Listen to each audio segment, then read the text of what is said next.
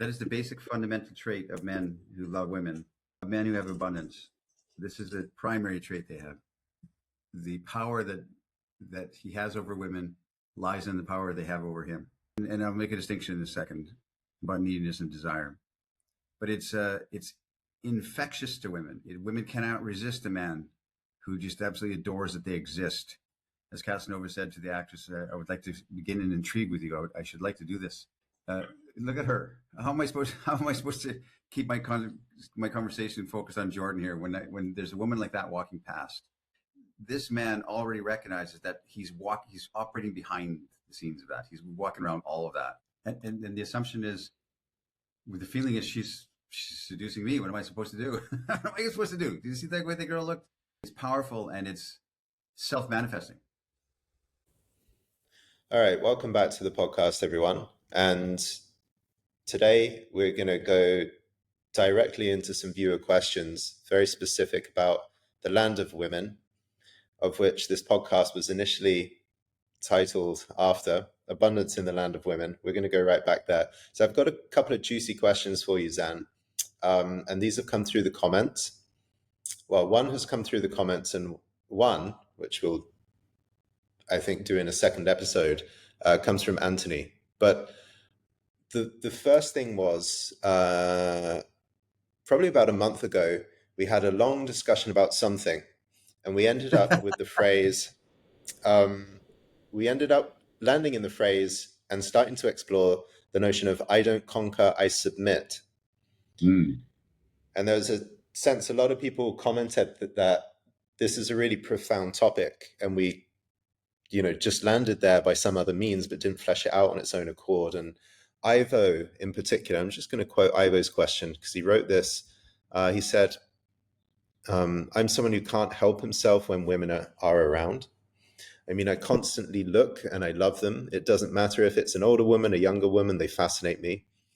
Only in the last 3 or 4 months, I have started to really practice expressing that love and appreciation rather than just look. I started smiling, winking, saying hi to them as they walk by, etc. What I have is a question about the statement, I don't conquer, I submit. And when you guys spoke about women having power over you and you can't resist them, I think there's a distinction here. Is the can't resist them coming from a place of neediness or pure desire?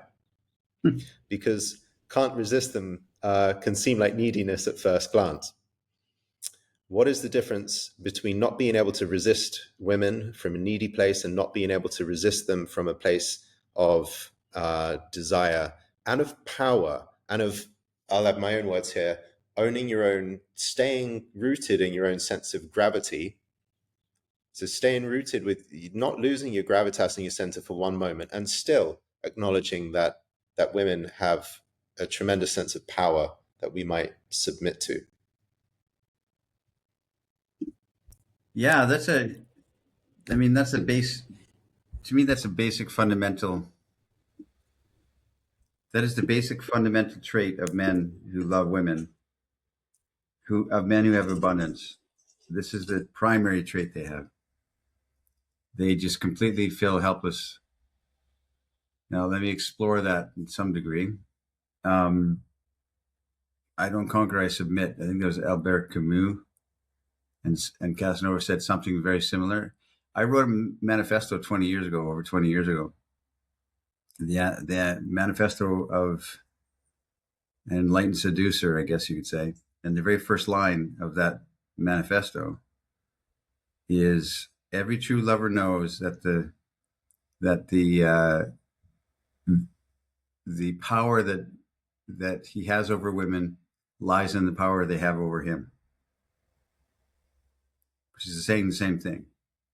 Every true lover knows that the power that he has over women, which he does, lies completely in the power they have over him.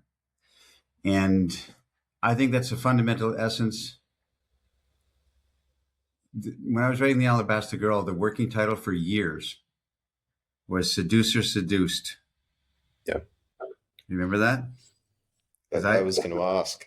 Yeah. I am, this man on the train is the seducer seduced, what is he supposed to do?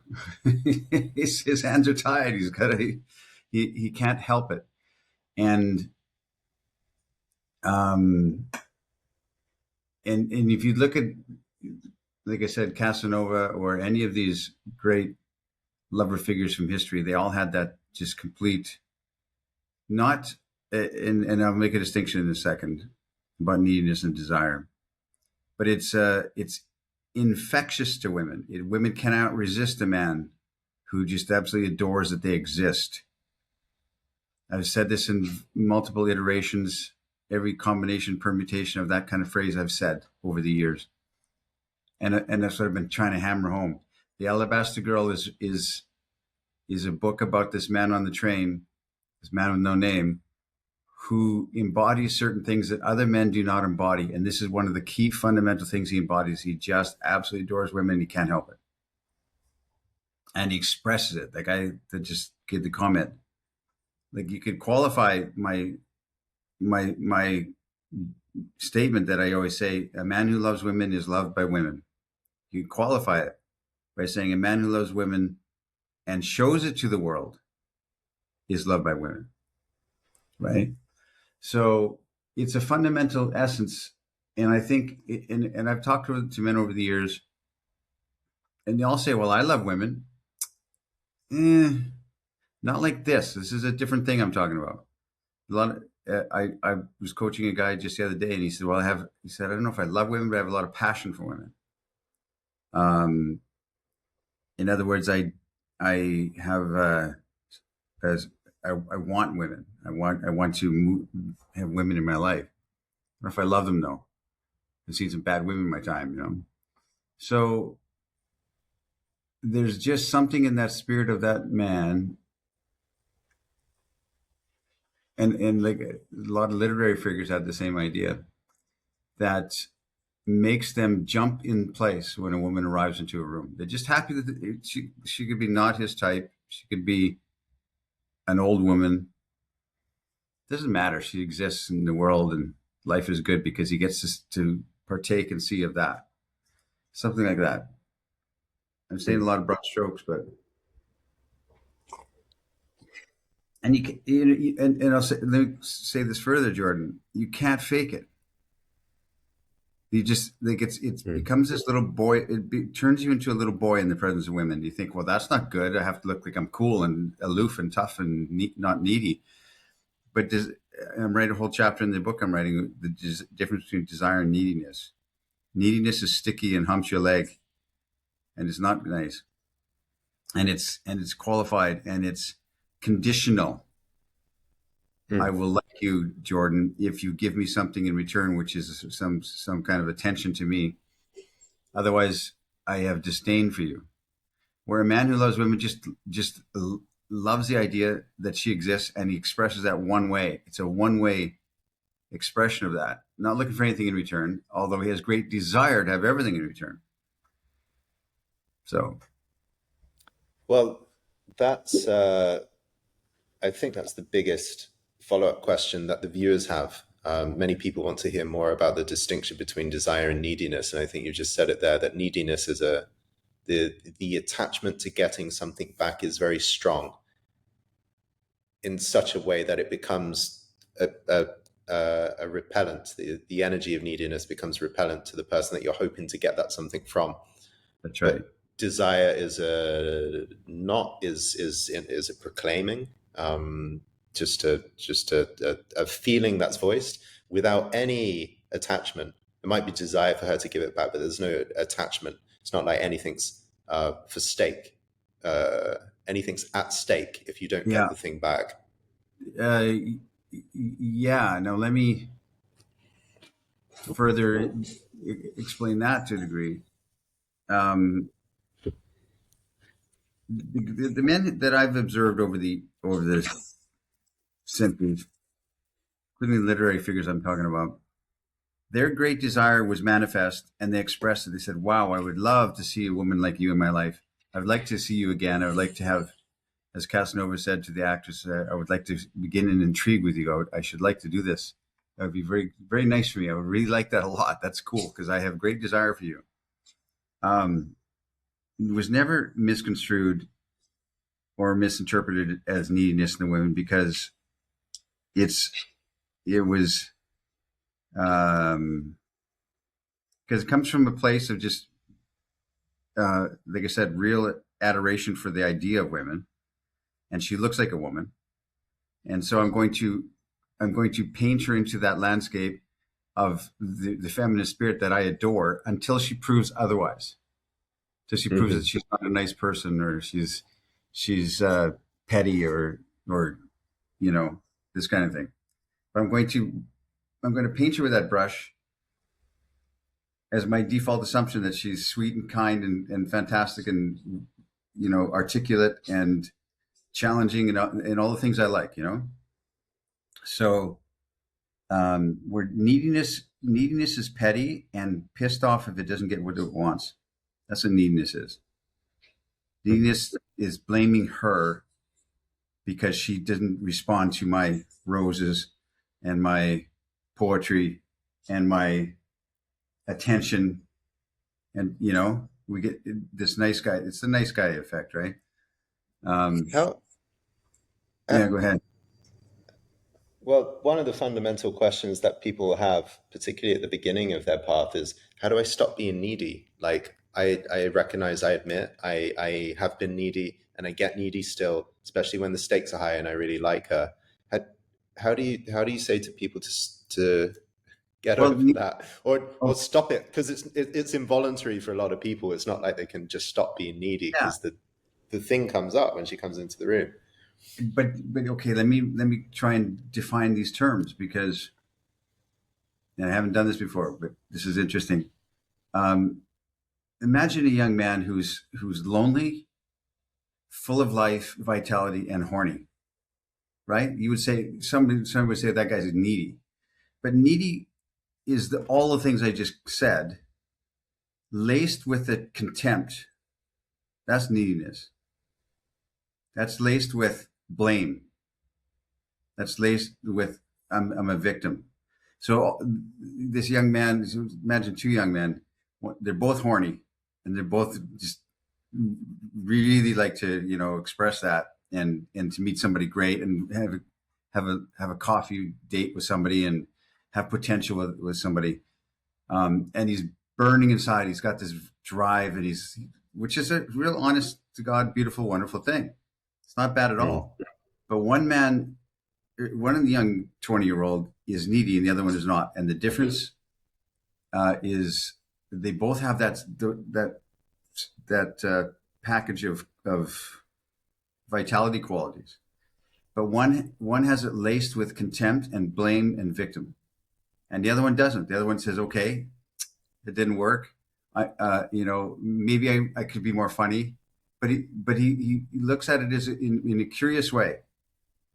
He realizes that if there's one, there's another. There's a woman there that didn't work out, but he doesn't attack himself. He might say, "Okay, I need to learn a bit more articulation or something," or I stumbled on my words and I'm trying not to. But he's faithful to himself. He's good to himself, and he's good to people, and he's good to women. So he doesn't have it laced with that with contempt. There's a lot of contempt in modern men for women today, and there's a lot of contempt in modern women for men today. Hmm. That contempt is seething and bristling underneath, and you can feel it. So they're smiling and charming and turning it on and saying, "Hey, it's nice to you look pretty, and I like your dress and your purse. And I'd like to go on a date with you," and this kind of stuff. And the moment she demurs in any way for whatever reason, she's not well, she's not interested, she's married, she they this boiling contempt that was bristling underneath the surface manifests. They might just say, "Okay," or whatever, and walk away. But they're pissed off that their genuine efforts didn't work. And what they read online, for instance, right? And I went and did this, it didn't work for me. I know I suck, I'm not tall enough, etc. So Yeah. they blame themselves and they blame the women. And I think that's the difference between neediness and desire. And I need to remember that to write about it. Is that desire is all of those beautiful traits laced with contempt and blame. Subtly. It's very subtle, but it's very real. This to sit on a podcast and say, to go out in public and say, the power that a man has over women is drawn from the power that they have over him. Yeah. And a lot of men today won't like the idea of having the power, someone having the power over them. Yeah. Because of the sense of control. And so they look to become better at women by developing the power that they have in themselves and over women as well, almost like a protective Yes. shield. And what I've come to believe very much, and I mean, this links to your thought, is that you, you enter a whole new level and a way of being once you can admit, actually, women have a certain power over me. Therefore, I don't worry about the power game. Yes, it's not who's going to one up the other. It's just they freely admit that they're beholden to women, to the idea of women. Something jumps and leaps in their spirit and makes them think I'm whole and complete to some degree because she exists. I don't even know her, but I'm looking over there, and she exists. I think the word I'm clutching for is zero sum. And Uh-huh. a lot of people, men and women, are convinced in the fibers of their being that power and power in a relationship has to be a zero sum game. One of them has got it and the other one hasn't. And you can do your best to tip the scales, but they're going to end up in one direction. And, you know, if you've had your heart broken before, typically you don't want to be the one who hasn't got the power, who's disempowered. She's got more power. She runs riot all over you. And so that what I'm hearing is that your how did you call it? Your thesis, your manifesto, by saying I don't conquer, I submit, is saying I'm not going to even play in this silly. Always make sure you're one step ahead. Always prove that you're a little bit less invested than Right. she is. Always keep hold of your lever in the power game. But a lot of men and women cannot digest this. That's what I'm right. saying. You're offering actually a whole scale paradigm shift and saying we're not even having the conversation about how do you make sure you keep your power around women or how do you not lose your power around women. We're Not having at a all. conversation about kind of mutually expanding power that is shared. It's the infinite game rather Yes. than the zero sum finite game Which of winner and loser. The winner takes it all, the loser and takes the fall. the prevailing doctrine out there is that in this kind of discourse in normally in this kind of discourse is that you've got to not lose your power to women, and men are giving away their power. That's a phrase you hear, and this kind of thing that I'm talking about is a completely different animal. It doesn't lurch into that who's in control here. There's an acknowledgement that in a delightful, fun, self-acknowledged, self-deprecating, and happy way that what am I supposed to do? Look at her. How am I supposed to keep my conversation focused on Jordan here when there's a woman like that walking past? There's a delight in that. Okay. Now there's no this phrasing of power is not the same thing as what you hear in the prevailing doctrine of manifest your power, keep your power from women, don't let women get the power away from you. Power games, it has nothing to do with it. This man already recognizes that he's operating behind the scenes of that. He's walking around all of that, and he's saying, "Here I am, and I will be your lover." That's the expression of who I am. If you choose, if this is something you're desiring, because I sure am desiring it. I'm not going to hide that. That's cool. I think you're cool, and that sort of thing. So it's and I hope men will understand the distinction of this. Maybe they can't, but I do. I feel, I think you do too, Jordan, the strong distinction between power games and who's got the power here, and doing something particular or manipulative to retain that power structure. Yeah. To keep her on her toes. which is interesting I, because I do talk about mystique, which is a whole nother subject. The idea of mystique, which is not giving away, you know, authenticity is the watchword of the day. Authenticity sprung out of the Romantics, which is the expression of self. When Romanticism was a pushback against the Enlightenment, which is reason is above all, reason above all, and Romantics say no, feelings and emotional is primary, and the creative process, which is a good thing from Romanticism. The bad thing that came from it was this idea of authenticity, which leads to the idea of autonomy and pure individualism, which is good, except that we are individuals born of a mother into a family, and we spend our days and nights in relationship to others, and so it kind of knocks that back, and this man recognizes a, a layer of gratitude inhabits us. This is the difference between desire and neediness too. Desire has gratitude that he gets to see a woman like this. Not even met her yet. She's in the coffee shop over there, and I get to look at that. There's a gratitude in that guy's spirit, where neediness is devoid of gratitude. It's expectation, entitlement, and look at me and what's the matter with you, and how can you not respond to my advances? So I hope I'm clarifyingly saying it, because it's really distinct in my mind, and I know this because I've lived on both sides of that coin. When I was in my 20s and in my early years, man, I was manipulative, jealous, um, petty, blaming women, blaming other men, especially blaming other men for being more cool than I was, you know? And I was pissed off at them. Like, how can you be more cool than me? Damn it.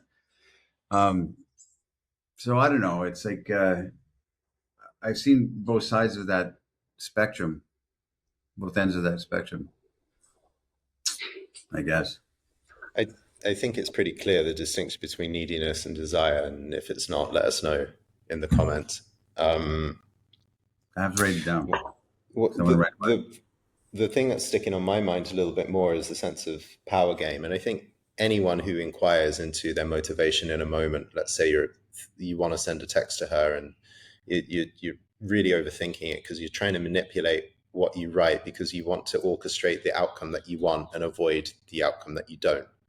Right? I think most of us can recognize when we're communicating to keep ahead in a power game. And the ultimate thing is like keeping your cards close to your chest, which is, it starts to get Oh, yeah. the whole thing. You know, it's like, okay, I like her, I'm attracted to her, you know, I want to sleep with her. If people have got these aces in their hand and they're like, I'm not going to play them. I'm not going to let her know quite how much I like her. And then Yeah. by the time that kind of cycle, that thought cycle, those actions, you're stuck in them, you're so Yeah. far away from the archetype that you're talking about, which is I don't conquer, I submit. That you're in a really different realm. What I wanted to speak, Mm-hmm. I mean, you're in a miserly realm of apportioning your interest in small doses, which is just anti everything that we're talking about here, because you want to keep whatever you've got Yeah. left of your power within. Let me just add some shade to that. There's um, some context to that, because I do talk about mystique, and this man of desire doesn't go and blubber, and blather, and dump his whole life story, Yeah. and there's a concept of a man keeping his own counsel, but the difference is somebody who's playing that power game would try and say something to get her to act like he's not interested, or act like whatever, in the hopes that she will say, well, wait a minute, you should be interested in me like other guys. And so there's a little bit of a dynamic there where this king energy I'm talking about, the man would express his desire strongly. Wow, of all the girls I met tonight, you're the one, that kind of thing. And just say it. But he doesn't and then there's a lot of silence. There's a lot of spaces in the music that he creates. There's a lot of pauses in between the notes. There's a lot of cadence in his expression, which is a whole thing, whole new podcast, a whole new. I mean, this exercise I show in my What Would Zan Do course, right? How to do this, how to get that cadence and that heart-stopping pacing. So I want to make sure that I have expressed that it's not just blathering out vulnerability. I talk about authenticity as being this watchword we use today. And vulnerability is something that we talk about. And vulnerability, as we construe it, is telling our weaknesses, showing not hiding our weaknesses. But there's a time and place for exposition of your life, and she's not worthy of it yet. She hasn't attained some kind of sacred space with you yet to be worthy of your or to be ready for your exposition of your deepest foibles, you know. So there's a layer in there of that too. Sure. Can you talk a little bit about going back to the quote, I don't conquer, I submit, or I don't seduce, I surrender. Can you talk a little bit about the mechanics of this submission or this submitting? How and when does it happen that you, as the archetypal great lover of women, speaking to the man in the book, how does it happen that he submits? When is the submission? You say as soon as she walks into the room, something in his mind brightens. We had that concept the other day. Yeah, please say more. Okay, so let me just kind of step it through.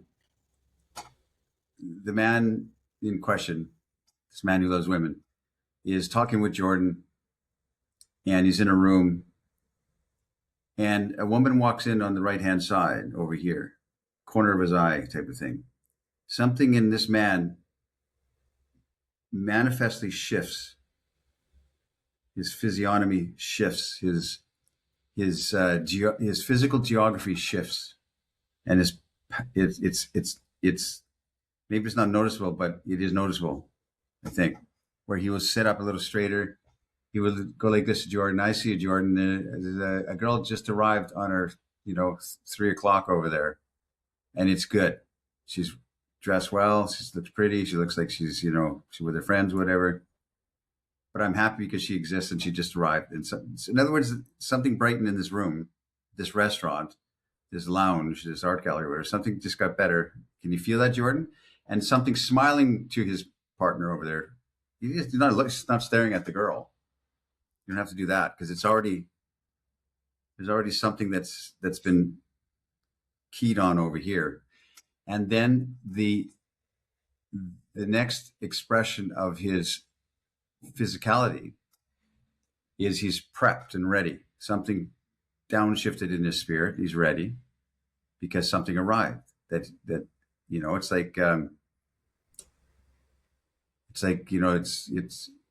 the, I don't know what it'd be like. You just become ready somehow. And now the concept is to try and get her attention from afar. This is me. Some guys would go approach. I'm not going to go approach her and say, hey, I like you. That's not my style. But I would definitely approach her with my eyes from afar, waiting for her. And I'm not, like I said, I'm not staring, but I am definitely looking under the side of my eye. And I demonstrate all this in my exercises I do because it's hard to describe, really hard to describe. But I'm still having discourse, having a joke and a laugh with Jordan across the table here. And I'm looking over there at the same time to see. And eventually any woman in any bar or lounge will be talking with friends and she'll look up to scan the scene. She's not looking for you, but she's scanning the scene. The moment those eyes scan the scene and cross the horizon of my eyes, I pause her eyes. No, I shouldn't say that. I acknowledge with my smile and my eyes the mischief of my eyes and the communication from my eyes, the subcommunication, which is a whole nother podcast.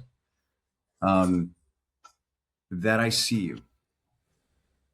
I'm communicating to her physically, emotionally, realistically, palpably. I see, and what I'm saying is a bunch of sentences all at once in one split second. Her eyes are crossing the horizon of my eyes. And I say to her, I see you. I like what I see. You look like my type of girl. I like your dress. And I would like to talk to you. Okay. You're saying all these things in a flash as she looks by. And women are so perceptive. Their radar, their receiving apparatus is so precise. It's so finely tuned. It's so sensitive to this kind of thing. She knows. And I don't have to stare at her and, like nod my head, throw ice cubes at her, get her attention. I catch her from the side of my eye and I see you, and I give her a little head nod and immediately turn back to my friend Jordan. Hey, Jordan, he said, it's on. Now it's on. I just connected something there and it's real. Now, bring this back to neediness and desire.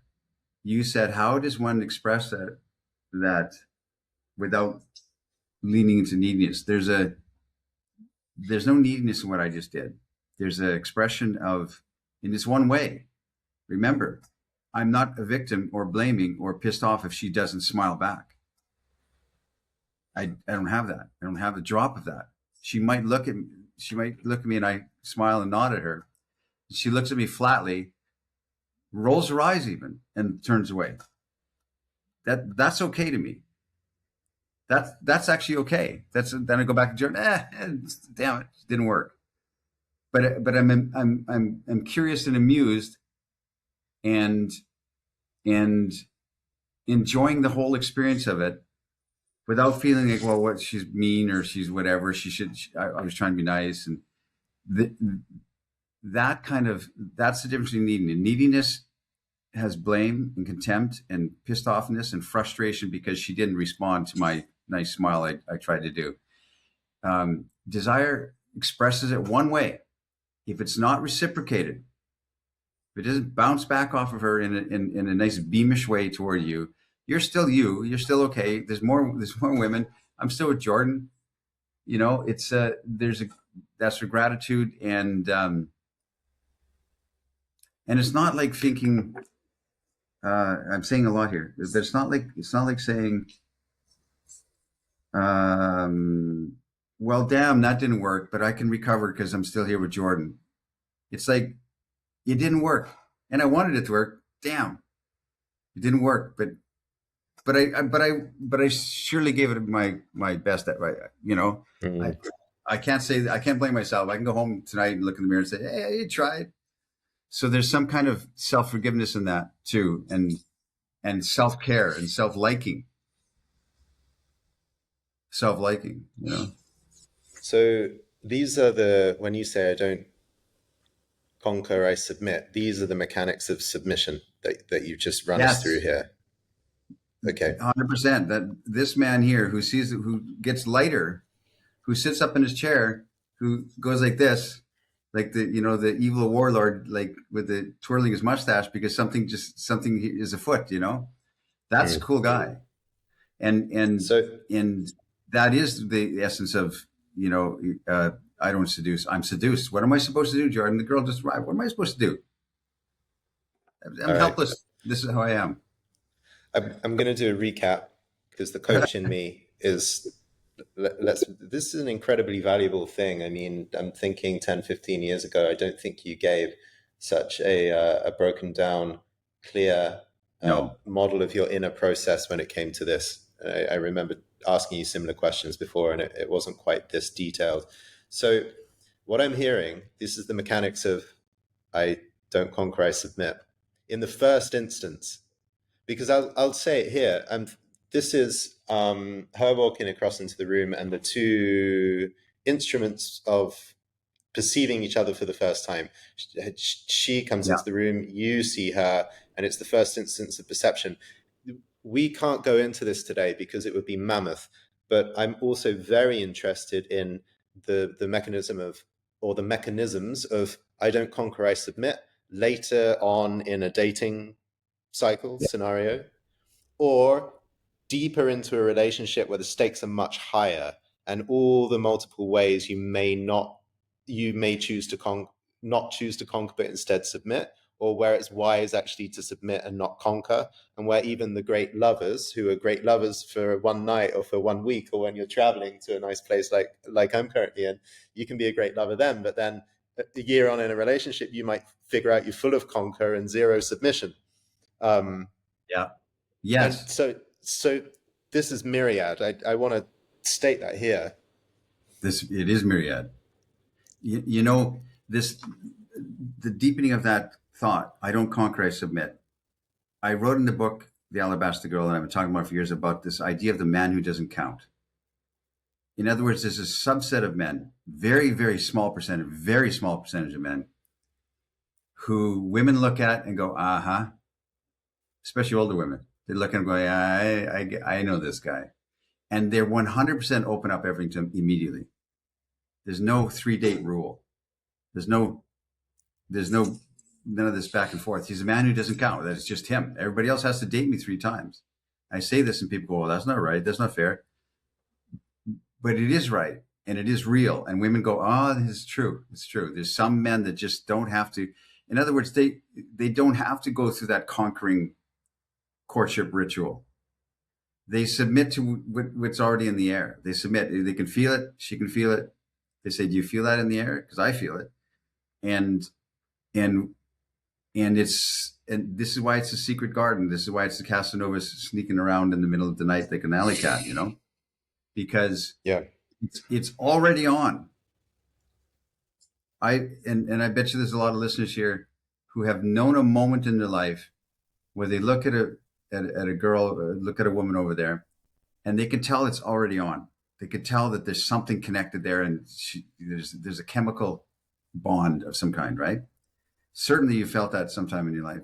These guys try and the men we're talking about here tries to find out immediately if that's going to happen, and tries to plant that chemical seed by letting you know, I see you, and see if there is a receptivity and a response. And a lot of times there's not, because you're not available or interested. But he's looking to see if it's there, and he's doing it actively. He's doing it proactively, trying to drop seeds, and so he's not conquering. There's no sense of conquering. If he's sneaking in her bedroom window that night, there's no sense of conquering. He submitted to her invitation to go into the bedroom window. It's exactly what it feels like. There's no feeling like I convinced her. I got past the resistance. I demonstrate I'm different than other men. He doesn't have to demonstrate anything. He exists, and he's already inside the walls of the land of women. The way I feel this, and a distinction that helped me, is I submit actually to a third entity, which is I submit to the force of attraction that is between us. And because I'm willing to submit, it's an invitation for her to submit also. A lot of men turn her into the target, that I have to kind of get the target and take the target. But I'm over here and she's over here, and there's a force of energy that joins both of us and might even potentially whisk us both away. So I'm submitting into the curiosity of that, and because I let go and I'm not singling her out as a target, I'm like, look, there's a force field here. Like, I feel that. Do you feel it? She's invited actually to participate in this third thing. And the assumption is, with the feeling is she's seducing me. What am I supposed to do? What am I supposed to do? Do you see that way the girl looked? It's powerful, and it's self-manifesting. Like it feeds itself. It when you have that kind of spirit, it shows up in the women, because you're the man. They recognize it. There's older women that would meet a man like this, and I'm talking like really old women, who go, yeah, I know you. If I was younger, and I've heard that a lot. Boy, if only I was younger, like I understand. I know your type. I know who you are. Which is not a bad thing. It's a very qualifying, very complimentary thing they're saying. That I've met some men like you in my life, and you're one of them. And that's a powerful thing. A couple of moments ago when you were saying it's on, and you know it. I was thinking of Vince Vaughn in Swingers, which, by the way, I spoke with a couple of very Amorati guys that we know very strongly who had never seen the movie Swingers, and I Oh, tried to give them wow. this reference, and they didn't know what it was, and I was like, just go and watch Swingers, 1996 film with Vince Vaughn, and he says, "It's on, your money, baby," and then he sees the girl across the room, and he's like, "You, I see you, little bunny wabbit." And he goes like this when the energy's on. And his That's, buddy's just got out. His buddy's just got out of this breakup, and the buddy can't see when anything is on, right? Because he's actually yeah. encapsulated in his own cloud of grief. So all these Oh, women are giving wow. him signals, and he's just like, "I'm such a loser." Right? He misses all the times it's on. But Vince Vaughn has got like a 100% strike rate because Because he you just know assumes it's on. he assumes it's on. Yeah, exactly. And that the Exactly. final scene of that's very funny. So go and watch Swingers for homework. But I want to, as we wrap up this podcast, I want to recap. This is totally the coach in me that's heard something very valuable. So I want to make this clear. The mechanics of submission, um, as every true lover of women know, and this is the initial meeting. One, there's 4 points. One, she comes into the room, something brightens, something perks up. So that's step one. So in order to embody this, you want to have you want to be grounded and clear in your love for women, and you want that your awareness, your consciousness brightens when a beautiful woman walks into the room.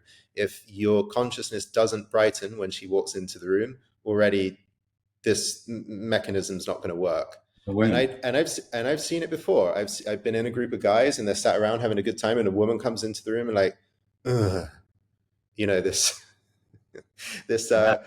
inferior version of a man has come into the room, and she's going to stink out all our fun in jokes and Exactly. railing each other. So there's a deflation and a disappointment. So if that happens, this is off the table, Wow. right? So Wow. you have True. to resolve so deeply in your own self that you love the brightness of feminine energy, and you respond to that in a way that you brighten.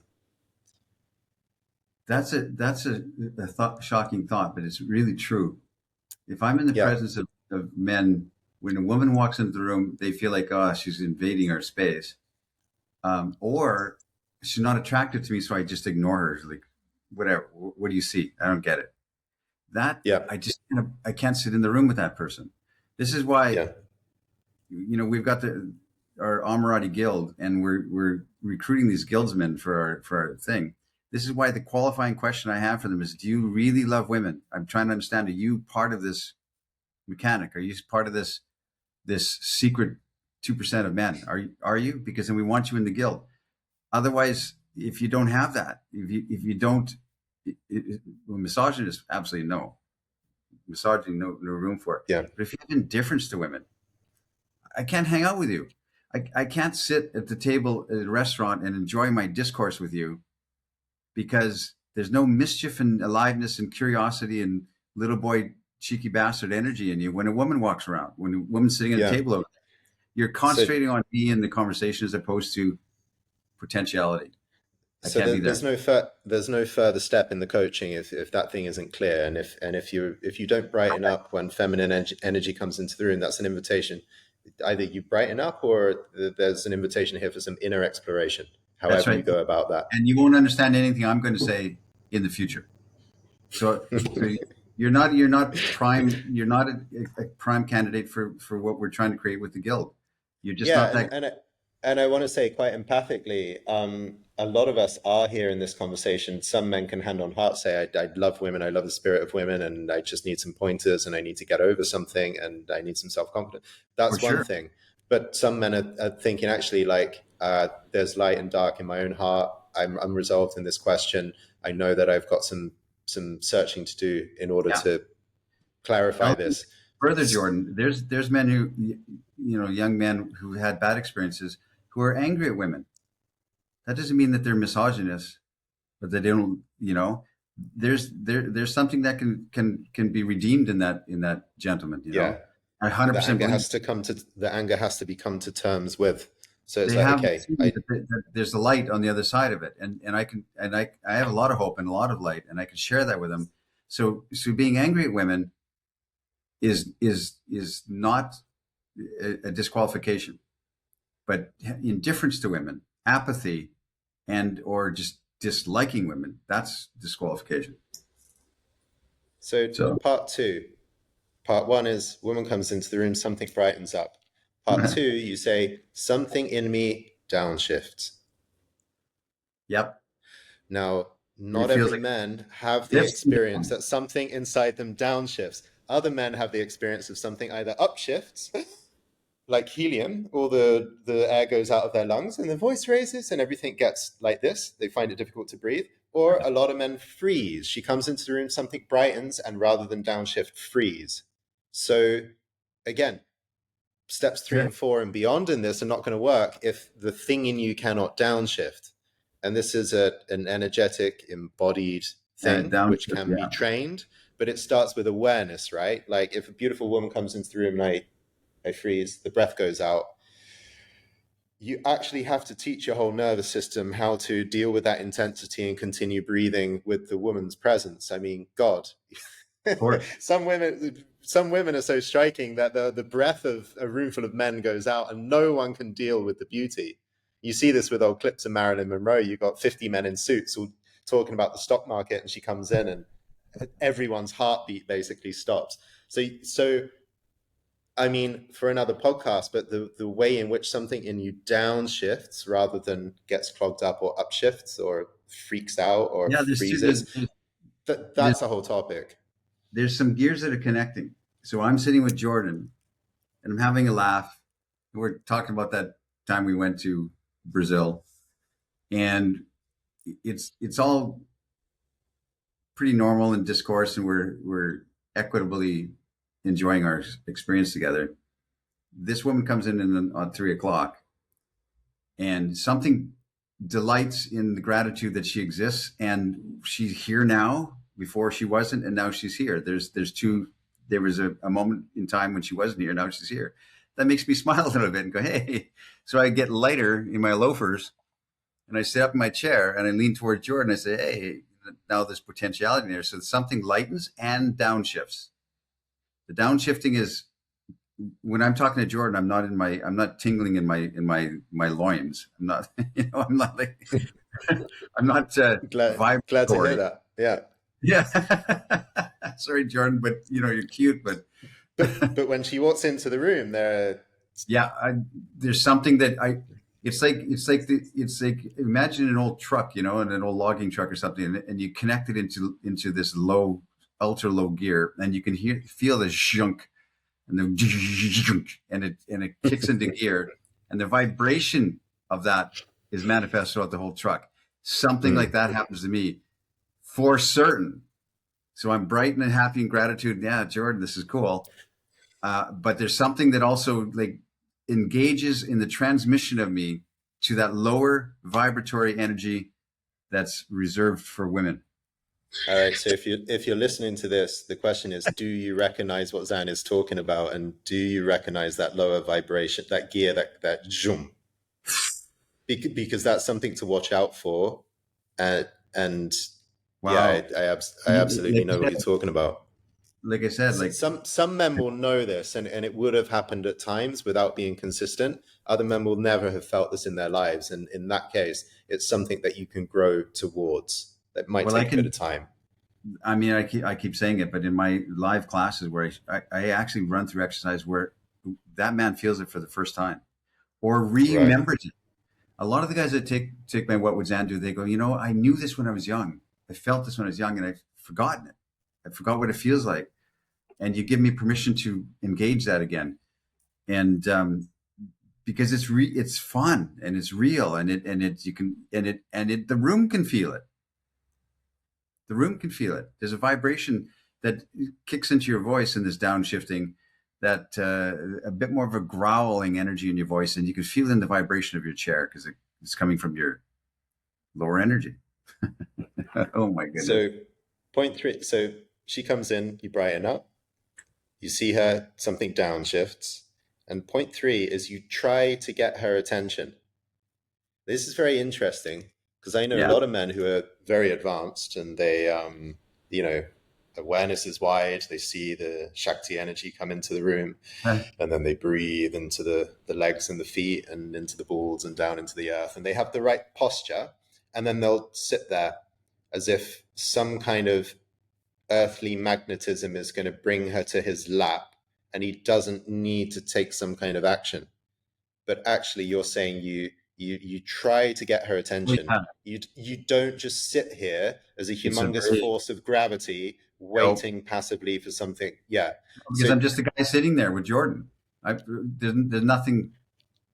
Women are on their phones. There's nothing in me unless I make it happen. I've got to consciously, I've got to take steps. The phrase I use is I leave nothing to chance. I make sure that she knows I'm there.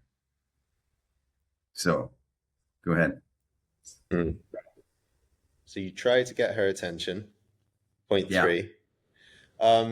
I've seen you do this, and it is a little you. I would say you're not afraid of adding 10 or 20% of clownishness, perhaps, to your posture, like Yeah. overemphasizing some of your gestures, or this is Oh where yeah. something of what you're wearing it like comes in handy.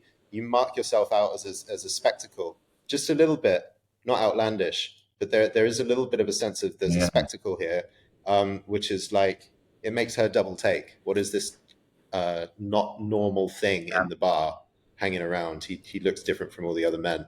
I have a. So Yeah. Go ahead. Go ahead. Go ahead. and you say animated energy. One of the things is, okay, how animated is your speech and your body language? Can you actually expand that by 10% or so and gesticulate a little bit more and expand the space and the movement you take up? Yeah. There's a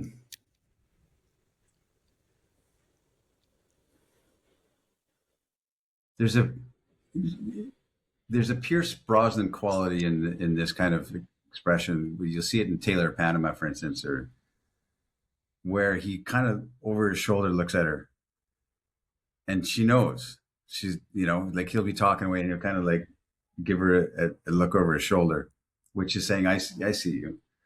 Hard to qualify or hard to describe it. Because the you're saying the movement's more animated 10%. It doesn't have to be. Once, because you're trying to get her attention, and I show it in my class. I'm not trying to get her attention by waving or jumping up and down or being loud. Ha ha ha ha ha ha. Jordan, that's funny. Trying to get I'm not doing that, but I'm keyed in and I'm vibratorily trying to get her to notice me. I'm willing it to happen with my eyes. The moment she scans the room and she passes by my horizontal plane of my eyes, I let her know very strongly and communicatively. Nobody else sees it. Maybe your friends don't even see it. In fact, your friends don't see it. You might, Jordan, you might not even see it sitting across from me because I let her know I see you. It's on. I'm back here to Jordan. There's a smiling, winking mischief energy that I've deposited over there, and saying, "Do you want to dance? Because I would like to dance with you. And do you want to dance? Do you want to go down this path?" And then all you're doing, that's getting noticed, very subtle, and then you're reinvestigating to see if it was landing. So you break it away, and then you go back and notice, try and notice, did that land? And you can determine that in various ways. She touches her hair. She's whispering to her girlfriend. She looks at you and smiles. She changes her body language in any way at all, recrosses her legs. If she was sitting a certain way and you give her a little acknowledgement and you go back to Jordan and 4 seconds later you look again and she has physically changed something. She's saying to you, I recognize what you said to me and I'm receptive in some degree. I might be wrong, but that's my assumption. So the fourth step after getting noticed is to acknowledge and to see if it's acknowledged back, to see if if it is reciprocation. Now it's on. Now the dance is on. Now, you've said at some point here, subcommunication, which I had as the step 4.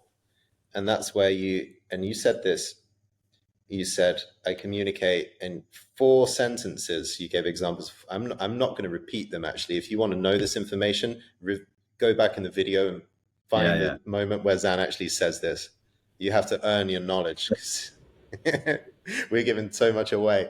But you subcommunicate with your eyes, a palpable communication with a bunch of sentences all at once. All at once. I'm saying a world. I'm saying in an entire spectrum. I'm doing a first date with my eyes in 1 second. Everything I would say on a first date, sitting across the table with a glass of wine, I just said to her. That's what it feels like. Yeah. Saying all. So and now going back to leave this place and go somewhere else. The date's done. That's why it can happen so quickly. So going back in stage 3, not all men are trying to get her attention. They will be enjoying the look of her. They will be even downshifting in their bodies. And they will be noticing her and maybe looking and tracking her, but not actually... They're wishing. Proactively engaging in a subtle way to start a dance. Right. That's right. So that's the thing to check. Are you doing that? Are you putting yourself a little bit further to throw something across into her space? And then if you're not, you're just a guy. Right. I'm just a guy. Well, you'd be a grounded, conscious guy. Yeah, but I'm good at the end of the night. Exactly. That might be grounded. And there are lots and lots of conscious, grounded, integrity guys who are hanging around with each other at the corner of the bar, but not actually, so dynamic in the land of women. And then the 4th part, you said the subcommunication. You're communicating everything you would say to her on the first date with a glance, fully felt, palpable communication. And so, when you glance at a woman that you're just meeting in this eye contact for the first time, are you saying those things? Or are you saying something like, oh my God, she's looking at me? Because that's subcommunication as well, right? And a lot of men that have learned this concept over the years are very intrigued at the point of, I want to be able to read all of a woman's subcommunication. How do I know that she likes me? How can I figure out what she's thinking? This is a big question for men.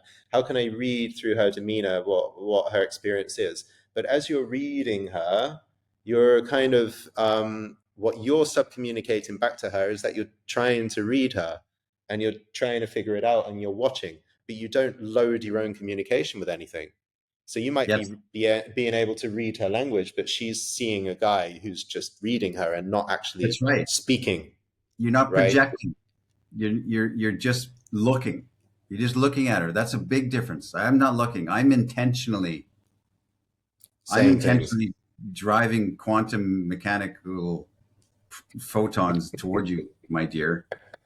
And I want you to feel it. I'm putting a vibration through, because everything's a field, and it's a photoelectric field where I'm looking at you with intention, and there's intentionality in my expression because I want you to feel something when I look at you, and I'm doing that on purpose. That's manifest. It's not something that just happens because I notice a girl and I'm consciously trying to say something and communicate. I can feel my communication. This is what I'm trying to say. I've said to men for years, imagine the waitress came up and you had to say to her, I like your smile, I like your hair, and I like your dress. Without saying a word, how would you do it? How would you communicate that? You guys go, and figure it out. They say, well, should I do it like, I'm not telling you. How would you do it if you had no other way of saying it? How would you do it? It's intentional communication that you're saying something very express and strong and real. And it's not leering. It's not staring at her boobs. It's not the, hey, baby. It's not tongue hanging out and jaw dropped. There's a subtlety. It's photons. It's photons. It's real. I'm glad that we got here. In fact, I can't wait to go out. It's Saturday on the day of recording. I can't wait to go out and drive some photons into the electromagnetic field of some of the women that I see. Because everything's probabilities we now know. There's no discrete particles and discrete. There's only probabilities of particles and probabilities of location velocity. And so that's just a probability sitting over there. It's in superposition. It's Schrodinger's cat. It's alive and it's dead at the same time. You're trying to open the box. And oh, this one's alive.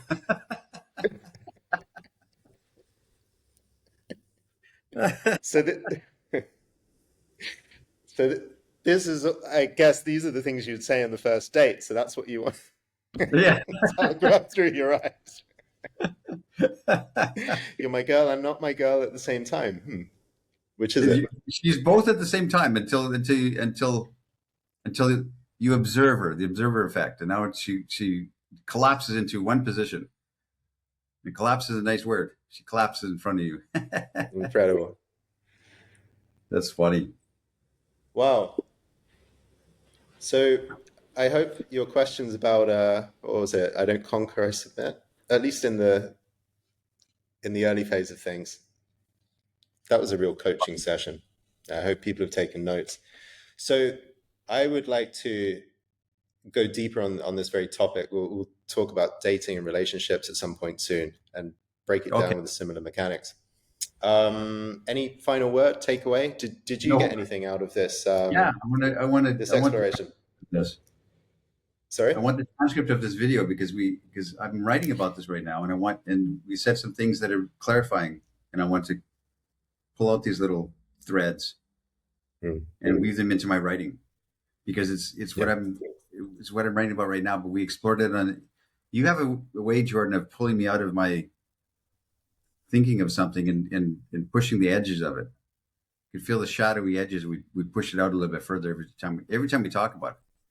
You and I have talked about subcommunication how many times? Dozens of times over the years. But every time we explore it, something gets pushed a little further out, so there's a bit more ground. The borders of the shadowy borders are pushed out just slightly more. And so I want to retain it. I want to remember it.